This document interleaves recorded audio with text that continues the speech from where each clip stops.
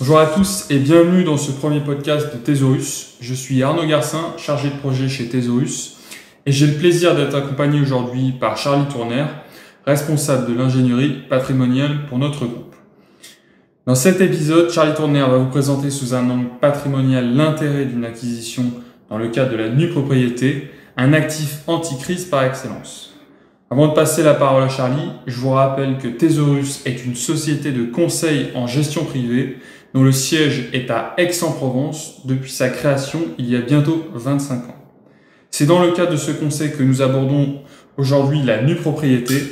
Alors Charlie, pour bien comprendre ce dont il s'agit, je crois qu'il faut d'abord commencer par un bref rappel du démembrement de propriété. De quoi s'agit-il ? Le principe du démembrement de propriété, il est relativement simple finalement. On va dissocier dans la détention d'un bien immobilier ce qui est de l'ordre de la possession de ce bien et de l'usage de ce bien. Le nu propriétaire va posséder ce qu'on appelle la substance même du bien et l'usufruitier la capacité à en jouir, à l'habiter, à en profiter. C'est donc dans le cadre d'un démembrement qu'il est possible d'acquérir la nue propriété d'un bien. Voilà, c'est vrai que le principe de ce type d'acquisition, c'est d'acheter, donc, comme je le disais, ce qu'on appelle la nue propriété, donc la capacité à posséder le bien. Et l'usufruit est octroyé à un bailleur, à un gestionnaire institutionnel qui est reconnu dans ce secteur, qui va pouvoir du coup louer le bien pendant une durée qui est entre 15 ans et 20 ans en général, et ce qui va permettre finalement pour l'acquéreur particulier d'acheter le bien en ne prenant en compte qu'une partie de la valeur totale de ce bien. Donc on achète avec une décote de l'ordre de 30% en moyenne sur un bien immobilier. La contrepartie, c'est que pendant 15 à 20 ans, on ne percevra aucun loyer sur ce bien puisqu'on ne peut pas en jouir. Et l'avantage par contre, c'est que une fois le délai passé, on pourra en profiter sans qu'aucun frais, ni formalité, ni fiscalité s'applique une fois le délai échu. Et bien sûr, le bailleur a là aussi l'obligation, une fois que la période de jouissance est passée, de remettre au propriétaire un bien qui est à ce moment-là rénové et en parfaite fonctionnalité. Oui, donc des avantages vraiment conséquents. Y en a-t-il d'autres? Des avantages fiscaux peut-être? Oui, parce qu'au-delà de l'acquisition décotée du prix du bien immobilier, on a toute une série d'avantages fiscaux.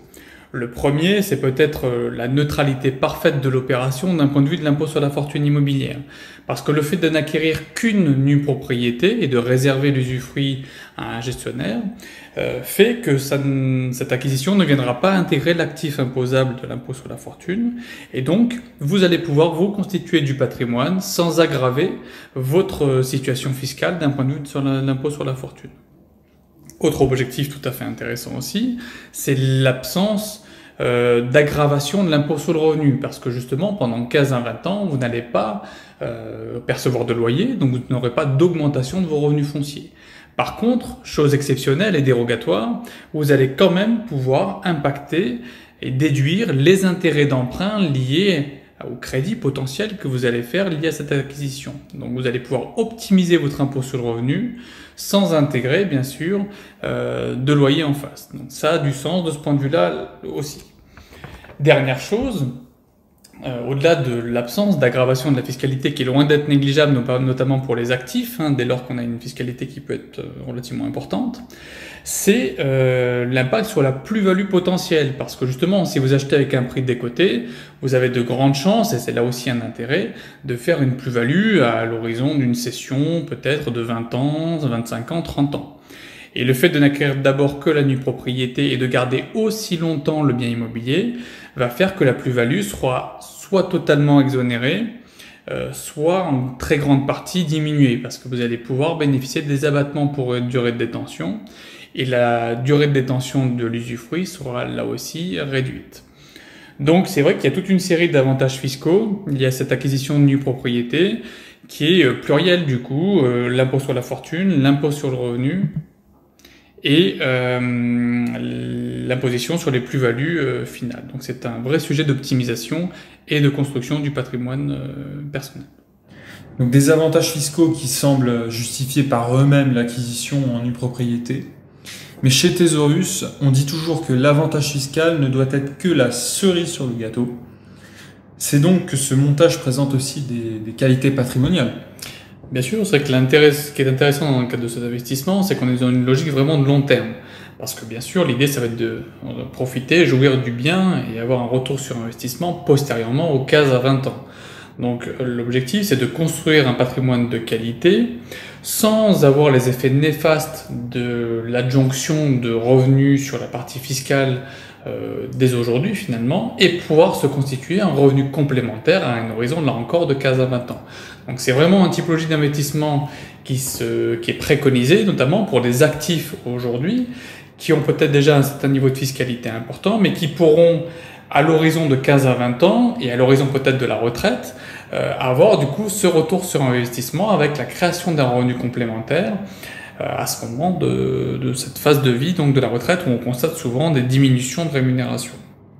Autre chose aussi, ce qui est notamment intéressant, c'est pour les personnes qui ont déjà une surface patrimoniale relativement importante, qui veulent diversifier leur patrimoine avec un nouveau type d'immobilier et qui vont pouvoir du coup, grâce à ça, avoir une décote au niveau de leur acquisition, comme je disais, de plus ou moins 30%, et ne pas avoir les effets néfastes de l'aggravation de la fiscalité aujourd'hui, pour là aussi une vision à long terme de constitution du patrimoine.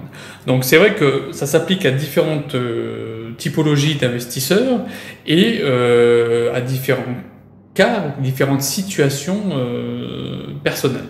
Donc la nue propriété a cet avantage-là de pouvoir s'adapter en fonction à la fois des besoins présents, mais aussi surtout à venir, sans aggraver une situation actuelle, notamment sur la partie fiscale. Donc, merci Charlie pour cette intervention. Merci à nos auditeurs. Je vous dis à très bientôt pour un prochain épisode de podcast avec Thésaurus. Bien sûr, pour toute question complémentaire, Charlie Tournaire et notre équipe de conseil restent à votre disposition. N'hésitez pas à nous appeler.